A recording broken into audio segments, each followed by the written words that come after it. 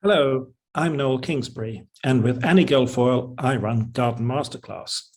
Now, this event is a recording of one of our Thursday garden chats, which happen at 6 o'clock London time every Thursday evening. This is a pro bono event, which we started doing in April 2020 during the first lockdown. Our aim is to talk to interesting and entertaining garden people. They could be gardeners, they could be amateur growers, they could be designers or botanists. And we talk to people from all over, from the Americas, from the Southern Hemisphere, from Asia. We like to think that we bring you the cutting edge of horticulture and our engagement with plants. So all of these recordings go on to our YouTube channel and eventually move on to our website. And the best ones are for members only. Our membership entitles you to access to premium material, to a forum, to keep in touch with other members and perhaps seek or offer information, and various discounts and special invitation-only events. Or, if you like, you can just keep in touch by signing up for our monthly email newsletter. So all of this is explained on our website, gardenmasterclass.org. So here's hoping you will enjoy this recording, and hoping perhaps you'll come and join us, or at least keep in touch. Great, thank you, Annie. So now tonight we're going to talk about wildflowers, British native wildflowers, which during the 1980s, 1990s made a real intro into gardens and designed landscapes that, although Britain has a relatively limited flora, it's never really been used very much in gardens. So it was wonderful to see some really quite dramatic uses of wildflowers, particularly in urban environments. And our speaker this evening, Richard Scott, is somebody who's had a lifetime really of working with wildflowers, but also working with urban communities. And his is a very interesting story, one that has quite sort of deep roots actually in British ecological science. He's now very much tied in with Cornwall's wonderful Eden project, which I'm sure many of you have been to. One of the most extraordinary kind of botanico-horticultural successes of the last sort of half century, really, if not more. So I think, without more ado, over to you, Richard.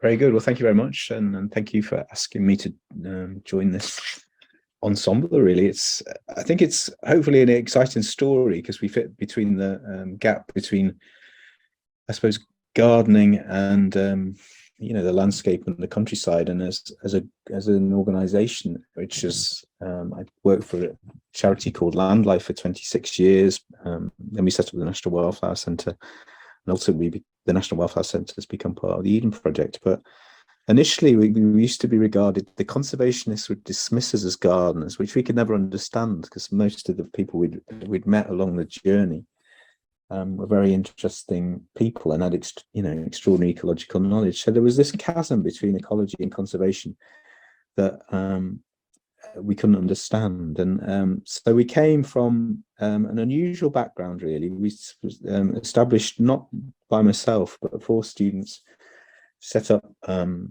this organisation called Landlife in Lark Lane in Liverpool, appropriately named Lark Lane. And it was in an old police station, which they bought for £90 off the police authority. And they got involved in housing co-ops. But there was a lot of derelict land around that part of Liverpool, left over from, in part, the Second World War, and gap sites and demolition partly. But so they wanted to bring the countryside to the town, and at the time, that was quite an unusual thing to do, really. And this is actually quite a fitting image. It's by an artist called Jamie Reed, who's actually quite famous in other ways for doing the artwork for the Sex Pistols. Actually, Richard, can you share your screen? Oh. Green button. Oh, I can't see any buttons. I've just got a screen at the moment, I'm afraid. Cursor down and you should see a toolbar. Oh, all right. Sorry, I thought we were on. I do apologise. Here we go. Can you see that now? Now play. And now play. Yeah. Okay. Apologies. I thought I was. Okay. So if you can see that picture of Jamie's. Yeah, we can see. Yeah, that's great. So that's the police station. Sorry. Yeah. And so this was Jamie Reed's artwork, which really reflects, in some ways, the later connection to the Eden Project, which is in a pit, China clay pit, and it's that maybe contradiction of bringing nature into public view. Now, I was born in the countryside, so I made that journey into kind of urban life, really. But this is what I suppose we became known for, really. This is pictures from the early 90s, but land life was established in 1975 and had been really influenced by the Dutch, particularly the ecological parks in Amstelveen, which they visited in the late 70s and couldn't believe that nobody was doing anything like that in Britain, really, in terms of bringing these things into public landscapes. And that had been championed by wonderful advocates like Jack Tyser, who was a big public advocate. And that dated back to 1927, incredibly, in Holland. So, a wonderful journey. I'd recommend still anybody to go to those parks. They're very much as they were in the late 70s when those people, Grant and the early land life people visited. So this was my first early project sites, which was bringing effectively cornfield annuals as community land management into Stockbridge Village in terms of on former school sites, but being able to do it in a large way. And I remember presenting this to conservation groups and people saying it was ridiculous. It was a counterpoint. It was almost like Photoshop wasn't around then, but it was almost like we'd manufactured the picture. But it was very real, and it meant a lot to the people who lived there because, and it's no different now in terms of, annuals are sometimes derided, but these annuals, cornflowers, still extinct in the British countryside, are practically unheard of. And the annuals as a landscape, John Rodwell, who's the architect of the National Vegetation Classification, tell me don't underestimate these species because they're the rarest amongst the rarest habitats of the whole of Europe. Where do you go to see these in arable landscapes now? So maybe it turns things on its head, but maybe you have to come to your senses by standing on your head sometimes. And these are more recent pictures, which I suppose is a similar thing, but it does show the change that has been made. This is in Prince's Park, which is actually one of the very first early public parks in the world, which the very first one officially is Birkenhead Park in Birkenhead, which was the inspiration, and Olmsted lifted pretty much as a blueprint and put down in Central Park in New York. So there is a long history, particularly in in the northwest, of challenging and bringing these landscapes to a public. But this is a case in point. These landscapes, park landscapes, are very close to where we were founded. But it's only in the last 2 years we've been able to put this landscape in a Victorian heritage landscape, which I think shows, probably post-pandemic, how now we're updating ecology for the 21st century rather than. And that's not new in Central Park, because I know from visiting they were doing prairies in Central Park 20 years ago, American prairie restoration work. And it's all the benefits of that too, which I guess we know about in more detail now in terms of the amount of bees. And I think people, the traditional friends groups in those parks, actually pushed by the kind of surrounding community, which we'll perhaps talk about a little bit later, is something that's changing. But it is a lot to do with the soil. And only last week presented this charter we got special permission to present this charter to the World Soil Congress in Glasgow, which is the first time it's been in Britain in a very long time, I think almost 100 years. And there was an opportunity to make clear the link between soil and productivity and ecology. Now, as it stands, that many soil scientists do not always appreciate that it's the less productive soils that by far the most interesting for species diversity, and that's part of our message in bringing like variety and diversity into urban areas, but also now actually bringing some of the messages from our experiences into other places. So the soil is utterly critical, and it's food and fertile soils are obviously very important, very often for garden and horticulture, of course, but also for food growing. But the richest species diversity is found on stressed soils in many cases, and it's making this clear to a bigger community, so we don't waste topsoil, and that's part of the messaging, I think. And it is restoration. This is Aldo Leopold's hut in near Madison in Wisconsin, and he was all about, I suppose, following on from another soil issue, which was the Dust Bowl era, restoring soil and vegetation. And that was the really beginnings of the ecological restoration movement, I suppose, internationally in modern times anyway. And it's picking up on all of that. And I began, by linking to research through different pathways. I was involved in writing this publication for English Nature, as it was called at the time, and later our own booklet, which was a land life booklet, which was Wildflowers' work, really, in terms of just demonstrating what's possible.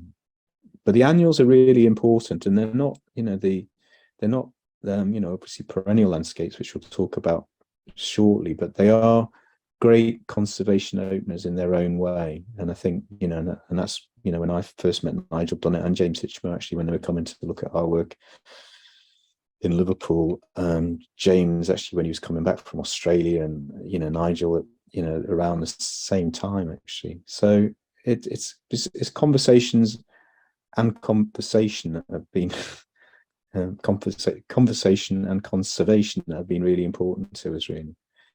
And it is this kind of importance in terms of the understanding the I suppose poetry of the soil in many ways, in terms of what you can do with urban soils. That's in Anfield.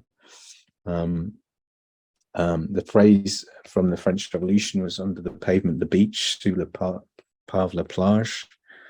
And we underestimate what's underneath our feet, really, in terms of what's possible with soil rather than importing topsoils. Oops, sorry, not one. So Professor Bradshaw, touching on him, he was a kind of Liverpool hero, but also a pioneer of urban, restoration ecology in the UK, but also in terms of tips and restoration waste. There he's working on the China clay wastes. It's actually Christopher Lloyd behind him, which I'll come to in a second. But Tony Bradshaw, Tim Smit at the Eden Project actually said there wouldn't have been an Eden Project without Tony Bradshaw, because he was the one who kind of turned the attention to mines and mine wastes. And it was Tony Kendall who wrote this article, who was his PhD student, who manufactured all the soil which was used in the pit at the Eden Project, because it was all manufactured soil, which is a pretty special story in itself. It wasn't brought in from rural areas, and certainly no topsoil was wasted. It was through green wastes and soil manufacture. It's perhaps a little bit ironic that many people come to the Eden Project today and think and treat the soils in even the tropical domes as like pristine tropical soils, when very interested in that. And it is fascinating, but that's how it began, and it is about showing what's possible. And Bradshaw was another of those heroes. And Christopher Lloyd above him, I put that picture in because he visited us around 1997 when he was writing his book on meadows, and was walking through this patch where we'd stripped the soil off and sowing perennial plants. Now that site was actually cost nothing. It was nearly 2 hectares, and we delivered it at no cost. So when people talk about carbon zero, this was no cost, and also big carbon benefits in terms of the long-term sustainability. And I think meadows are rapidly moving up the scale dramatically in people's understanding that how much grassland, how much carbon grasslands capture, actually, which is a long story, but a very interesting one.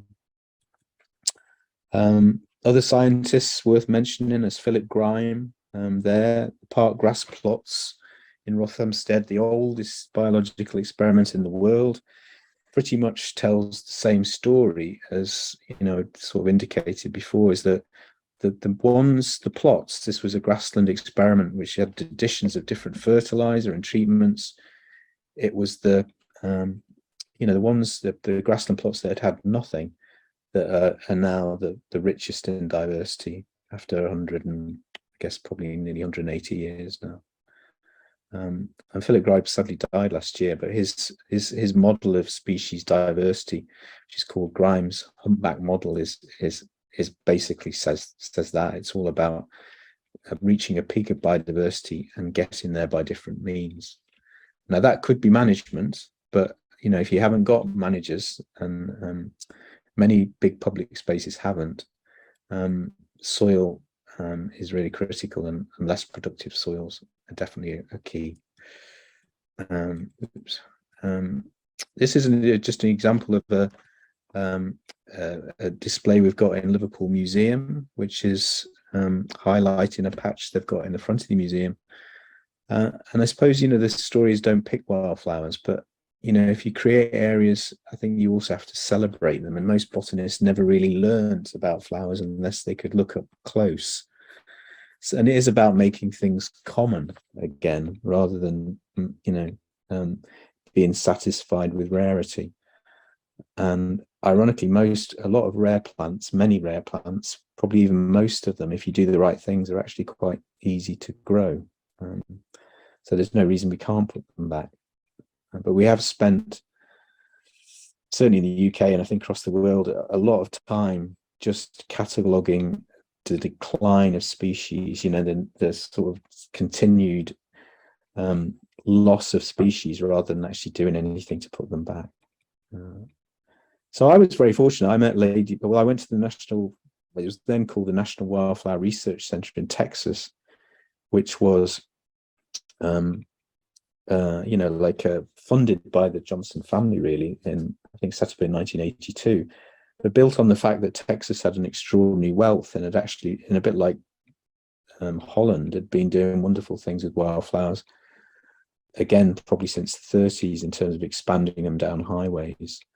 And Ladybird Johnson particularly was like Miriam Rothschild in this country. Actually, he was an old patron of ours, and very friendly. Both of them were actually very friendly, and they had a similar vision in putting them on road verges and things. But I got a travel fellowship from the National Trust and was lucky to go and witness some of that, which had a big impact on me, and was really the origins of linking the land life story to the idea of what a national wildflower centre could be, and why that was important in putting wildflowers into particularly public landscapes, which is what, for example, Ladybird Johnson believed in. And it is, this idea of commonality and bringing things together. This is just a stall in Toxteth in Liverpool, telling people about not just the flowers. It's Prince's Park up the road, so we're telling people they can go and see that field, but that's also the kind of richness and a variety of insects and things they can find amongst them.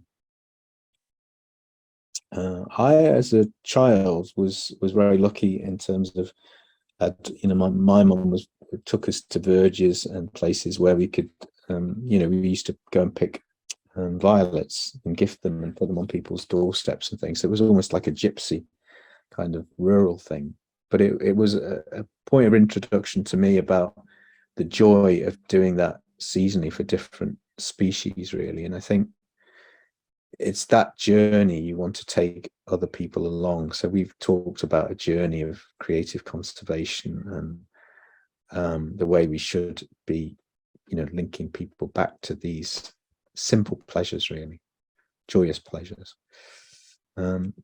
And yeah, it referred to the French before in terms of the sous la plage.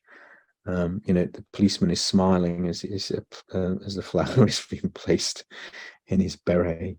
And I think it does turn hearts and heads, really, in terms of that perspective of what a flower can do. And it's good to make people smile. We've always believed in making people smile.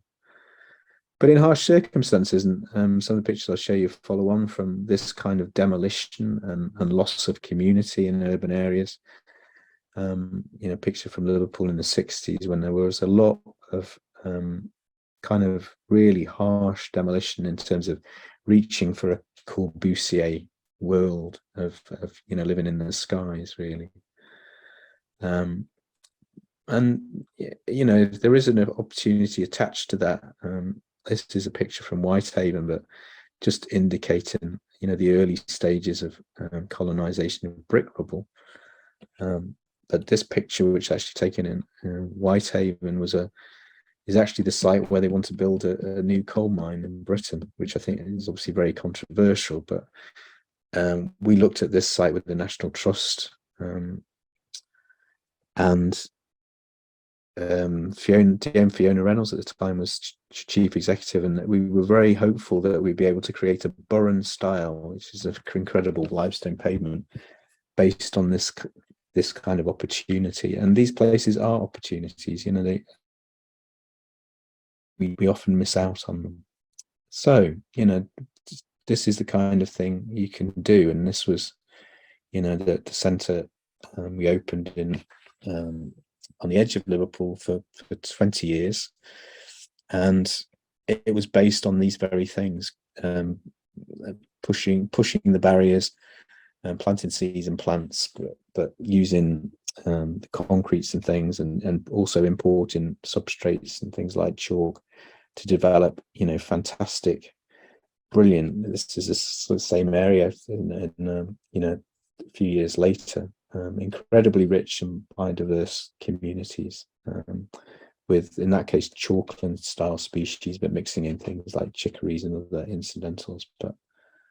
And surprising to some people, but it's actually these raw and more radical substrates, I suppose, reflects on people like Beth Chatto's gravel garden and those kind of things, but is significant. And so we take our references from the wild and these kinds of places, but I think most people know that if they go to the wild places, they're often rocky, and the interesting flowers are found amongst this kind of landscape.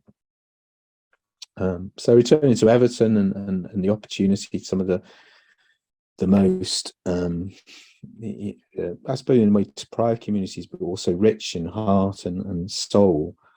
We had the opportunity and won Kew's, what was a voting competition to win Kew's, what they called England Wildflower Flagship, which we had to do by public votes. I'm proud to say we did it, and linking with a project linking to Manchester. And it was a wonderful thing, and we planted wildflowers on the streets, old street lines. This was a very kind of sterile park, which is pretty much just grass and trees, which was, a good, like green space, but didn't have anything special, and was crying out for more. But the thing about this park was and we started working in there in about 2013. It wasn't seen as being a heritage park, so we had a little more freedom to do these kinds of projects, and it was much more easier to gain permission. So again, starting with annuals and that kind of thing, but also being aware of the soil underneath and referencing projects we've done in the past. This is again in the outer states I referred to before, and very quickly, and we actually started with annuals on that project, but very quickly became full of what were called flagship meadow species. So this is Successa pratensis, and just so dense. So taking these reference points. This is just up the road from Everton in Anfield. You saw a picture of that before in terms of Now, at different times of year, it doesn't quite fit in with the football seasons that, you get a lot of people walking past these areas, and in terms of, particularly in the spring, for example, in Everton, you'd see, bobble-hatted football fans walking on the way to the match, past cowslips and things on the hillside. So there are contrasts, but they're contrasts that show really it's not that difficult. And in the vein of the Sower and Van Gogh, it's what you do in terms of initiating this project, which is also exciting, and a variety of places, which like you pull in crowds of people. This is actually on a centre of an old running track in Bootle, near the docks in Liverpool. But we always have a philosophy of beginning those projects with, if we can, with music, and if you like, playing the seed in. But to do this at a scale and with people is a really magical thing, and it is equally magic to the kind of Eden Project story, where you can do these things along the road verges and bring wildflowers against that kind of scenario. It's also about the wildflowers on the edges. So in Everton, we started off with and this was a quote from the vicar who'd lived through all the demolitions. He said it summed up his ministry, the amazing ability of the earth to bring forth new abundance and vitality. And, it was extraordinary in terms of that change on very dull green landscapes. But it was also what's that's become. So that is the same hillside. And these are the cowslips that in the spring, the football fans are wending their way with their red woolly hats to the football match.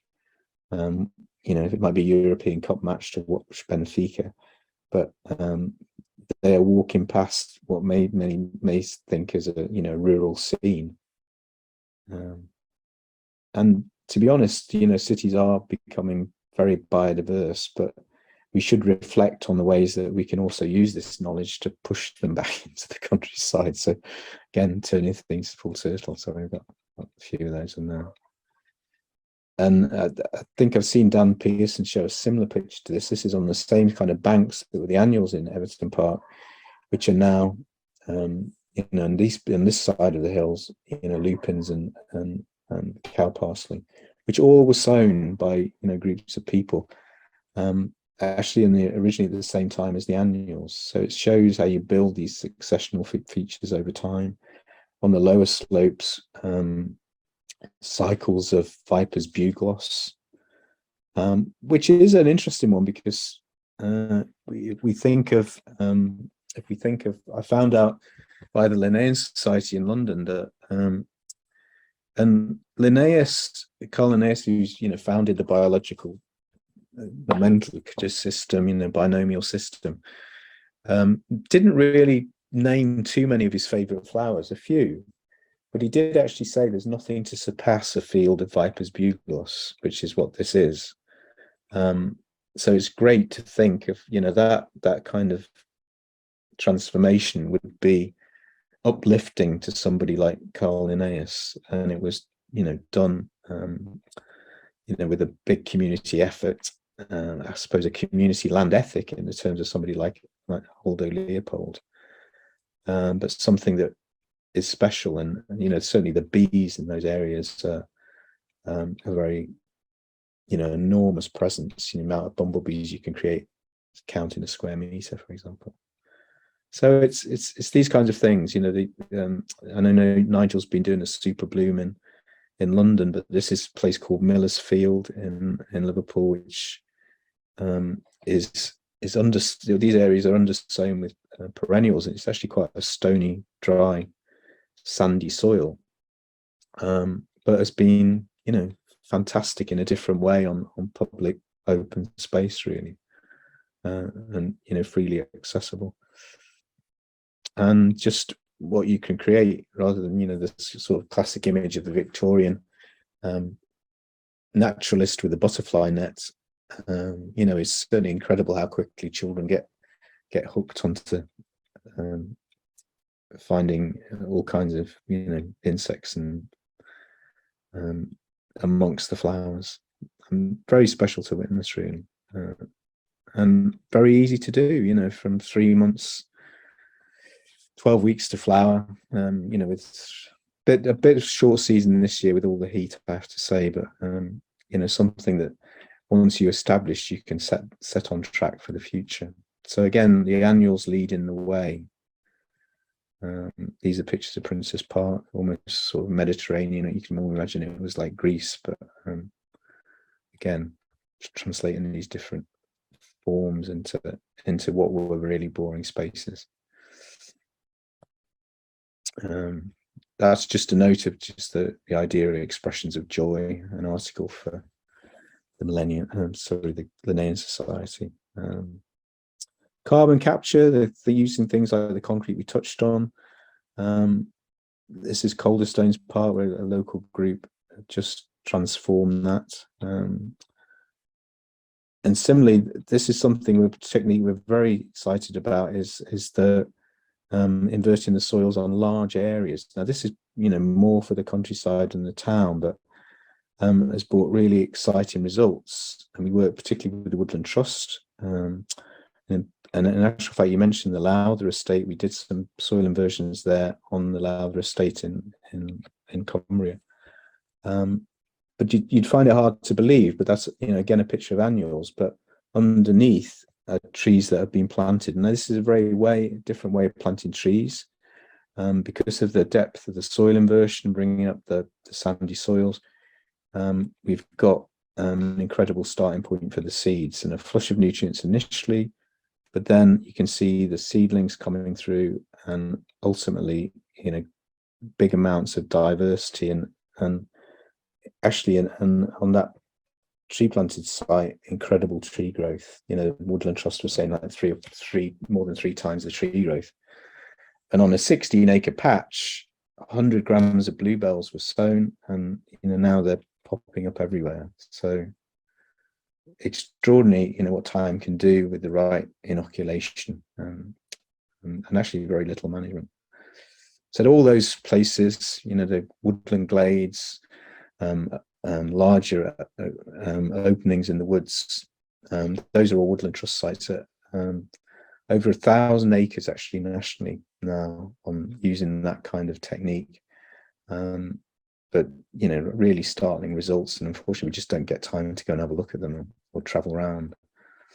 Also a heathland creation, that was a potato field about 12 years ago, sandy soil underneath, and now an incredible home for silver-studded blue butterflies and rare plants popping up, sort of roundly wintergreens, which we didn't sow. Melancholy thistle we did actually sow, but it was just very, very few seedlings again. And harvesting seed and passing on that seed to other people is of course important, and now there's a big shortage of wildflower seed for these kinds of projects, so it's important to help make that happen. And part of my year is involved in harvesting seed, so seed is critically important, and builds on the work of people like James Hitchmo in terms of like showing how you can create wonderful things from seeding. Using the circular economy, pushing these things back into kind of recycling. We all know the pounds, long known the pounds does best when it's spent locally, and in terms of both the seed economy and the way we use, for example, demolition wastes and don't waste topsoil, are critical messages. But so I think maybe it'd be a good time for some questions, just to finish with the Mandela Field, which I've already shown some pictures of, but that linked directly to a project to honour the link between Liverpool in terms of people who campaigned for apartheid, to a physical representation of flowers in a public park that will honour his memory. And other cities taking that on board. Manchester, for example, this Manchester city centre, and that form of like just putting again wildflowers in people's faces, I guess. Really, Sky Arts feature, filmed in the field, linking cities, the Liverpool Manchester thing, just all kinds of just cultural connections, which are joyous in the way that they work. Linking to carnivals, that's in Manchester, that one. Anyway, I think it's probably good to have a few questions, actually, if that's. Yeah. It's great, Richard. Richard, can I start with the first question? And you mentioned about, as a child, picking posies and delivering them to people's doors, which is such a beautiful thing. But how did you then go into horticulture? What's your backstory and to where you are now? It was really through ecology, really. I was always interested in at London. When I went to London University, which is where I went, there was the beginnings of kind of people like Ken Livingstone were investing in green spaces, and they were building the first ecological parks in London. And I didn't know about Land Life were also doing similar things in Liverpool at the same time, but I didn't know about that then. And it was coming across that, but also really the kind of biogeography, ecology story that I hooked into. And then when I left university and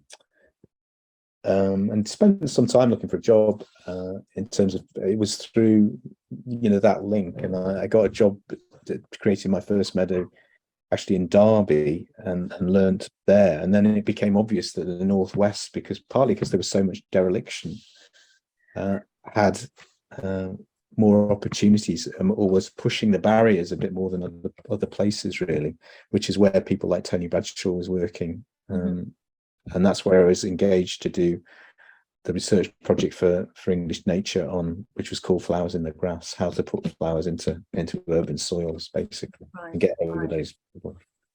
Yeah. Fantastic. Okay, we've got lots of questions, actually. First, a comment from Jenny Price Nelson, who's in Texas, saying, thank you for mentioning Texas wildflowers. One thing we do very well here, more and more of that happening in that area now, which is wonderful. Wendy Hilty wants to know, where do you get your seed mixtures, and do you make your own? We do, and we had a long history in terms of, we were one of the first wildflower seed producers in Britain, but sadly when our centre closed, we'd lost a lot of our assets. So, but the National Wildflower Centre is kind of rebuilding that. So I'm harvesting now, but we haven't got a commercial website at the moment. But there are very good people, but we are supplying our own projects, if you like. So projects we do with the Woodland Trust, but we will be back there in the future. But at the moment, we don't have our own commercial website. Yeah, we are supplying projects and doing these bigger projects, but I think it's just using the good suppliers. Emmersgate we worked with, they were also a very early pioneer, like we were, in terms of, and it's parallel evolutions, really. And I've certainly met wildflower seed producers in other countries, and it's interesting how everybody's kind of gone through similar steps. So initially, that to get the seed, get the seed out, the hard husks and things, people are using kitchen liquidizers and sort of bashing the seed, and it's a journey that it's really interesting to talk about with different people in different parts of the world. Yes, it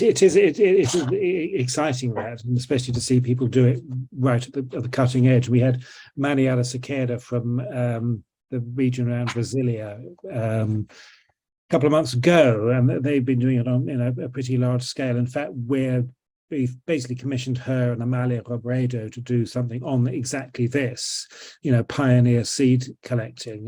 We've got that lined up, I think, for October or November. Yeah, no, I think that's wonderful. And I think the exciting thing is, as some of those projects show, small amounts of precious seed sown on the right soil can do amazing things over time, which is why I get a bit disconcerted with seed bombs, because there's that indiscriminacy of just throwing something down without thought about what the soil is. And I understand that children might find it appealing, but I think the beauty of doing some of those community sowing projects is that everybody comes together and sows it in a very kind of deliberate way, which is special, particularly when you link it with music and other things. Really. A question come up about management in the first few years, which I'm sure you agree is absolutely crucial. Well, the key is, I mean, the interesting thing is that if you use the more radical approaches, you don't need as much management. And for example, that area that was stripped of soil actually had very little management, almost for 5 years, because it didn't really need it. And I know that, for example, in Dorset, the Butterfly Conservation Society, advocates something similar on kind of sowing on raw chalk. But those are very harsh circumstances. If the soils are much more richer, you have to put more management in. So it's like a sliding continuum. And to garden wildflowers, for example, when we took a group to Amstelveen not that many years ago, actually, which still pristine landscapes, but they will actually weed with pocket knives. I remember the Park Street we took from Liverpool were actually quite shocked, because they said, "What are you using? What are you doing?" And they said, "Where are your hoes?" And they said, "Well, we use these." And they were weeding grass out with penknives, and that would be rare in this country, I'm sure, to see. But it is about care, and I think that's the big message of, I suppose, places like the Eden Project, is the value of horticulture and care, and for us to pass the nuances of wildflower management on, so areas don't get left uncut and become unkempt and unmanaged, and there is a proper cycle, a seasonal cycle, really. Richard, can I ask you about soil inversion? Because I understand, obviously, you're inverting the soil and you're bringing the subsoil up and burying the topsoil, but obviously over time the topsoil, the subsoil is going to revert to topsoil, isn't it? So is it something that you do on a cyclical basis to keep that subsoil? No, it actually seems to be fairly stable, because I think, particularly on the better soil, the more amenable ones are the sandier ones. So and sandy soils tend to be like hungrier anyway. But it's interesting because, for example, the big Heathland site, which is in Shropshire, which is 20 hectares, they were expecting it to be, be more of an issue, but in actual fact, it's stable. And some of the earliest ones, again, there's one actually here in a place called Lunt on Merseyside, which was actually the very first one we did, which was almost what you might call an accentuated wilding, because we put in very low levels of species in terms of seeds per gram per meter squared in the ground, and kind of backed off, and so they're close to 20 years old, and they are incredible. And there's glades of water aliens and betony, and the problem now is more to do with the light of the scrub that's coming in, but it's not actually, there doesn't seem to be a big problem on those sites anyway of productivity coming back. Interesting. But it does vary, and I think it should be said that some soils, like particularly clays, the subsoil can actually be quite fertile too. Right. And do you have to do sort of soil profiles, because I imagine the depth of topsoil is going to vary from site to site, so do you have to do a site a soil? We did on all those places, and we did there was archaeological protocols as well. It was it's obviously the archaeologists have never been keen on kinds of powers, really, but we like sometimes if there was one we did in Cheshire, the archaeologists walk behind the plough, so we're respectful of other people's professions. I think that's the point. But sorry, what was the question? I just faded off a bit. Well, no, it was really about do you when you're going to a site? Oh, sorry, the pits. Yeah, no, we always dug soil pits to depth. Because the maximum depth is nearly a metre. So But it effectively is like double digging, because the Right. first, it's a Danish plan. The first kind of moldboard goes to about 30 centimeters, and then it's like so it is a two-step process. And when the second one comes along, it slots in when the first one been, and then turns that over. Yeah. So it does push. If it's a sandy soil, it pushes something like 20, 25 centimeters over the surface, and probably not as much for heavier soils. But, and it was interesting talking to, you know, like a specialist from Sweden who was advocating in the same way that James Hitchmo and Nigel have with sands and things. You know, he was advocating 25 centimeters of sand pretty much over anything as a starting point for, you know, like special naturalistic landscaping. You know. So we've had a few questions about what happens in the summer, you know, particularly a summer like this when things do dry off quite. Yeah, no, it's certainly true this year that the things have finished earlier. And I think, you know, what we're trying to do here is prod the local authority to, you know, cut them quicker. You know, it's an earlier year. But you can, you know, in terms of establishing areas, you know, for annuals, you know, in terms of when you sow them, you can be quite clever to sow them, you know, later and get sort of, you know, later effects. But obviously the risks of drought through the summer can kind of knock that or nobble it a bit. Another question is, what's the consequence in management if unwanted seeds from adjacent areas germinate in the mixture? Do you pull them out or include them in the meadow? I think we're fairly cosmopolitan, really. I think, you know, for example, in the Mandela Field of Hope, Fergus Garrett actually gave us seeds of things like Lovelies Bleeding, and we grew them with the local community because there was a, you know, an South African flavour. Right. So, you know, and I think in urban areas you can have a much more open mind, and, you know, I've always, you know, appreciated, you know, the work of, say, James and James Hitchmo and Nigel in that regard. And, you know, it's and John Rodwell, actually, who's the wonderful cosmopolitan guy himself, who talks about the national vegetation classification here, will, you know, always say, you know, we may expect to see, you know, associations of plants the like we've not seen before, and climate change and just cultural changes. So I think people shouldn't be too prescriptive in that regard, really. Yeah.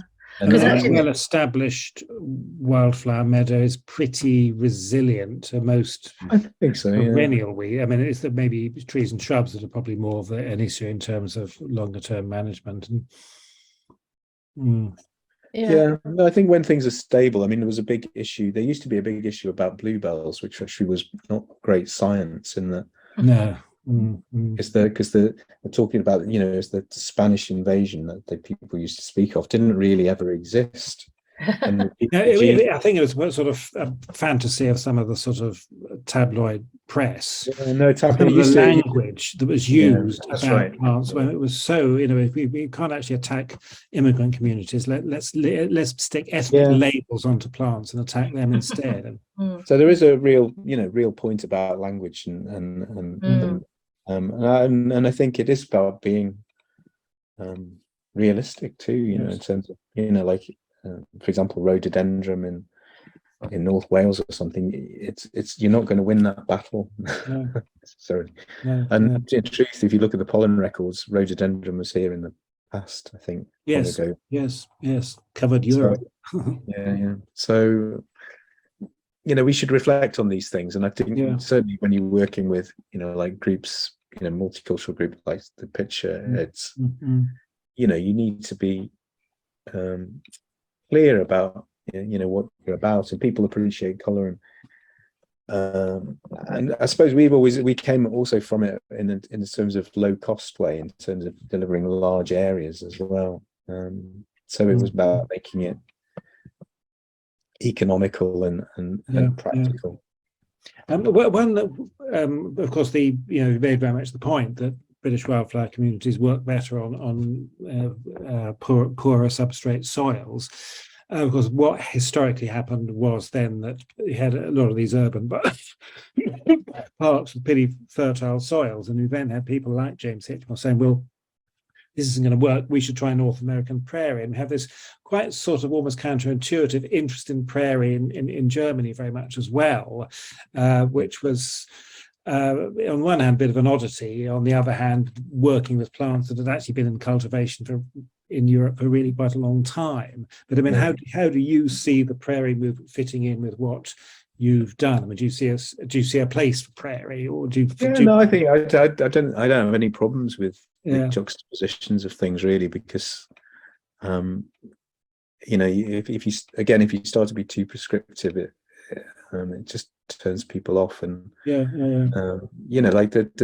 obviously a huge job of nature recovery in the countryside, and I think you have to be pragmatic about to do it, but particularly in like urban areas, it should reflect cultures of the place, and in most cities they're pretty diverse cultures, aren't they, really? Yes. Yeah, definitely. Great. Any more questions there? Somebody, do you remove organic matter after mowing or leave it on the ground, thinking about how it can enrich the soil? Well, that's an interesting one, because often local authorities struggle with grass removal. I think it is changing, and they probably kit up. They probably will get better kitted up over time. But so, if it's a case where they haven't got the equipment, it's better that they chop it up and leave it as fine cuttings. But ideally for species diversity, it should be removed. But it's probably not as much. If it's probably not as significant as people might think, and it's changing. But I remember Professor Bradshaw, who you mentioned earlier, used to point out how much nitrogen, particularly in terms of pollution, came in rain in terms of nitrogen. And we forget about those kind of inputs too. So, but I think there is a change in attitude, largely connected to carbon budgets. So I think it won't be just argued on cost anymore. I think local authorities are going to be aware of the budgets and how much fuel they use, and I think management hopefully will be more refined. But I think we've spent a lot of our time sort of trying to get the best in sort of amenity scenarios with the equipment they had in hand. So but again, it's a scale. If you're aiming for the best, it's good to remove the cuttings for sure. Yeah. Great. Okay, great. Well, all I want to say, Richard, what a privilege it is to have you on, because in the last, I think literally the last half a dozen live events we have had here with Garden Masterclass, your name has come up in every single one as being a key. No, absolutely not, a key person. And so and I know I first met you a couple of months ago, or 2 or 3 months ago, at Great Dixter for the first time, and so thank you so much for giving up your time to talk about what you do, and it's lovely to have you. I think the lovely thing about these things is it's like garden communities, isn't it? And I think that's sometimes where the conservation sector's missed out. There hasn't been these kind of exchanges. So we've had wonderful conversations, whether it be with the Dutch or when Christopher Lloyd arrived, for example, we weren't really sure who he was, because we weren't. But it was we learned very quickly. I bet you did. But he was a real gentleman, and and it's wonderful to have these kinds of exchanges, and and I think there should be more of it. So more power to your elbow, really. Thank you. No, absolutely. Well, I know having you on. Thank you ever so much. And I know we'd like to do more in the future with you next year. We're going to have a conversation with you very soon. Yes. Well, I yes. think there's lots of interesting things happening, and like that's kind of a bit of a historical, I suppose, legacy thing in terms of where we've come. But, hopefully not too mixed up, but but going forward, no, exciting times, really, Richard. Lovely. Great. Well, And thank you so much. we'll send you a copy of the comments, because there's been some lovely comments coming in too about you and what you do and the talk. So we'll send you a copy of that. Yeah, we've had a lot of fun, and I think that's the thing, and it's sharing the fun. It is. Share the fun, share the love. Lovely. Okay, well, thank you so much, Richard, and thanks. Great pleasure, and thanks again for asking. Hopefully to see you before too long. All the best.